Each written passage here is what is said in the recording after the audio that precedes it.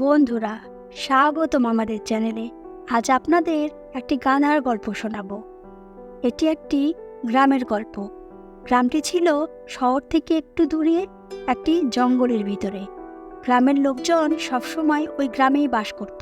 তারা গ্রামের বাইরে যেত না। তারা জানতই না যে এই জঙ্গলের বাইরে একটা সুন্দর দুনিয়া আছে। শহর সম্পর্কে তাদের কোনো ধারণা ছিল না। কোনোদিন এই জঙ্গল থেকে বের হওয়ার কথা চিন্তাও করতো না, কারণ তাদের সব চাহিদা এই জঙ্গল থেকেই পূরণ হতো। ওই গ্রামে একটি ব্যক্তি ছিল, তার কাছে অনেক গাধা ছিল। সে সবসময় সব কাজ ওই গাধা দিয়ে করত। দূর জঙ্গল থেকে জিনিসপত্র আনা নেওয়ার কাজও ওই গাধা দিয়েই সে করত। আর গাধাগুলোর মধ্যে ছোট্ট একটি গাধা ছিল, যার কোনো কাজ করতে ভালো লাগতো না, কিন্তু গাধার মালিক ওই গাধা দিয়েই তার বেশিরভাগ কাজ করাতো। আর যদি তার কোনো কাজ না থাকতো, তাহলে সে অন্যকে ওই গাধাটি দিয়ে কাজ করার জন্য তাকে দিত। এজন্য গাধাটির জীবন অতিষ্ঠ হয়ে উঠেছিল। তাই সে ওই জঙ্গল থেকে বের হয়ে যাওয়ার চিন্তা করলো। কিন্তু গ্রামবাসীদের মতো ওই গাধাটিরও গ্রাম থেকে বের হওয়ার রাস্তা জানা ছিল না। গাধাটি ধীরে ধীরে যত বড় হচ্ছিল, তার কাজের পরিমাণ আস্তে আস্তে তত বেড়ে যাচ্ছিল। এইসব কিছু থেকে বিরক্ত হয়ে সে একদিন সিদ্ধান্তে নিল, যত কিছু হয়ে যাক, আর সে এই গ্রামে থাকবে না। যেই ভাবা সেই কাজ। ওই রাতেই সে চুপচাপ ওই গ্রাম থেকে বের হয়ে গেল। গাধাটি সারা রাত হাঁটতে থাকলো, কিন্তু ঘন জঙ্গল ছাড়া সে আর কিছুই দেখতে পেল না। গাধাটি কয়েকবার ফিরে যাওয়ার চিন্তা করলো, কিন্তু তার মন মানল না। সে যেতেই থাকলো। শেষমেশ সে তার উদ্দেশ্যে সফল হলো। একদিন যাবার পরে গাধাটি জঙ্গল থেকে বের হতে পারল। জঙ্গলের পাশে গাধাটি একটি রাস্তা দেখতে পেল, আর ওই রাস্তা দিয়ে সে যেতে শুরু করলো। আর একসময় শহরে পৌঁছে গেল। এদিকে গ্রামের সবাই সেই গাধাটিকে খুঁজতে শুরু করলো, কিন্তু কেউই খুঁজে পেল না। কেউ কেউ ধারণা করলো গাধাটি জঙ্গলে হারিয়ে গেছে, অথবা ওই জঙ্গল থেকে বের হয়ে কোথাও চলে গেছে। এসব কথা গ্রামের কুকুর শুনছিল। তখন একটি কুকুর চিন্তা করলো, একটি গাধা যদি এই গ্রাম থেকে বের হয়ে যেতে পারে, তাহলে আমিও এই গ্রাম থেকে বাইরে যেতে পারবো। এই কথা চিন্তা করে সে ওই গাধার গন্ধ শুকতে শুকতে জঙ্গল দিয়ে যেতে শুরু করলো। এভাবে যেতে যেতে জঙ্গল থেকে কুকুরটি বের হয়ে গেল আর ধীরে ধীরে শহরে পৌঁছে গেল।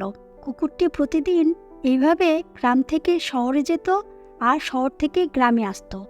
যেতে যেতে সে জঙ্গলের ভিতরে একটি রাস্তা তৈরি করে ফেলল। ধীরে ধীরে ওই রাস্তা দিয়ে গ্রামের মানুষরাও গ্রামের বাইরে বেরোতে শুরু করলো আর শহরে যেতে শুরু করলো।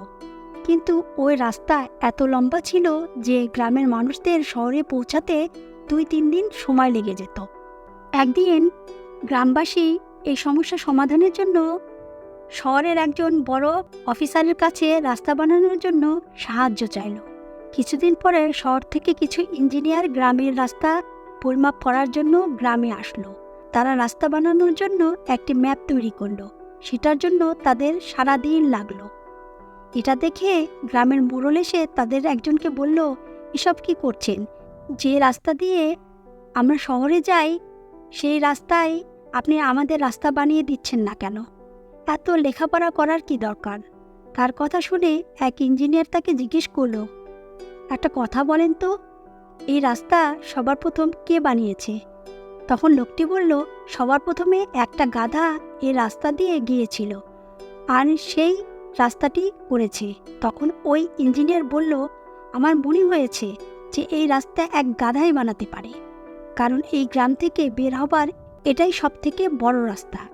আর আমরা এখন যে রাস্তা বানাবো সেটা দিয়ে কয়েক ঘন্টার মধ্যে এই জঙ্গল থেকে বের হয়ে শহরে যেতে পারবেন। লোকটি আর কিছু বলল না। সেখান থেকে সে চলে গেল। বন্ধুরা, আমরা এই গল্প থেকে এই শিক্ষা নিতে পারি যে আমাদের সমাজে কিছু মানুষ আছে যারা অন্যের দেখানো পথ অনুসরণ করে জীবনে খুব তাড়াতাড়ি সফল হতে চায়। কেউ একজন কোনো কাজে সফল হলে সবাই তার মতো করে সেই কাজটি করতে চায়, নিজে পরিশ্রম করতে চায় না। আমাদের অন্যের দেখানো রাস্তা দিয়ে কখনো যাওয়া উচিত না। অন্যের দেখানো রাস্তা আমাদের কাছে খুব সহজ মনে হতে পারে, কিন্তু তা থেকে সফলতা কমই পাওয়া যায়। অন্যজনের কাছ থেকে শিক্ষা নেন, কিন্তু হুবাহু তার মতো করে করবেন না যা অন্যেরা করে। জীবনে আপনি তখনই সফল হতে পারবেন যেদিন আপনি নিজে চিন্তা করে নিজের রাস্তা নিজে তৈরি করতে পারবেন। এই জন্য নিজের লক্ষ্যকে নিজেই তৈরি করতে হবে, আর এই লক্ষ্যকে পূরণের জন্য নিজের ভিতরে সাহস তৈরি করতে হবে। নিজে পরিশ্রম করুন, নিজে বুদ্ধি খাটান, সফলতা একদিন অবশ্যই পেয়ে যাবেন। আপনি যদি আমার এই গল্পটা আরও লোকের কাছে পৌঁছে দিতে চান তাহলে একটা লাইক দিন, যাতে ইউটিউব এই গল্পটি আরও লোকের কাছে পৌঁছায়। আর যদি গল্পটি ভালো লাগে তাহলে আমার এই চ্যানেলটিকে অবশ্যই সাবস্ক্রাইব করবেন। আবারও নতুন কোনো গল্প নিয়ে হাজির হব। ধন্যবাদ সবাইকে।